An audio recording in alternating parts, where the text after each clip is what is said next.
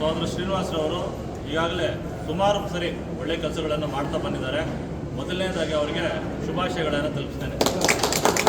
ಮುಂದುವರೆದು ಮನುಷ್ಯನಿಗೆ ಹೃದಯ ಬಹಳ ಮುಖ್ಯವಾದಂಥ ಒಂದು ಅಂಗ. ಈಗಾಗಲೇ ನೀವು ಗಮನಿಸಿರ್ಬೋದು, ಎಲ್ಲ ಕಡೆ ಹೃದಯ ಶಸ್ತ್ರಚಿಕಿತ್ಸೆಗಳಾಗ್ತಾ ಇದೆ. ಹೃದಯವನ್ನು ಕಸಿ ಮಾಡಿ ಜೋಡಣೆ ಮಾಡೋದು ಕೂಡ ಈಗಾಗಲೇ ಆಗ್ತಾ ಇದೆ.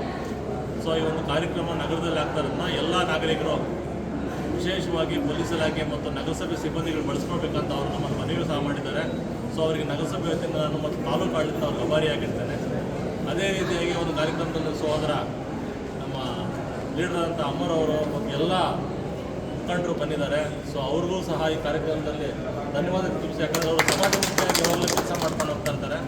ಸೊ ಇಂಥ ಕಾರ್ಯಕ್ರಮಗಳು ಮತ್ತಷ್ಟು ಆಗಲಿ, ಶ್ರೀನಿವಾಸರವರು ಮತ್ತು ಅವ್ರ ಕುಟುಂಬಕ್ಕೆ ಭಗವಂತ ಒಳ್ಳೆಯ ಆರೋಗ್ಯ ಆಯಸ್ಸಿಕೊಳ್ಳಿ, ಒಳ್ಳೊಳ್ಳೆ ಕಾರ್ಯಕ್ರಮಗಳು ಮಾಡಲಿ ಅಂತ ಹೇಳ್ತಾ, ಇವರು ನಗರಕ್ಕೆ ಇವರು ನೋಡಿ ಇನ್ನೂ ಜನ ಮುಂದೆ ಬರಲಿ, ಇವ್ರ ಮಾದರಿ ಅಂತ ನಾನು ಈ ಸಂದರ್ಭದಲ್ಲಿ ಹೇಳಕ್ಕೆ ಇಷ್ಟಪಡ್ತೀನಿ.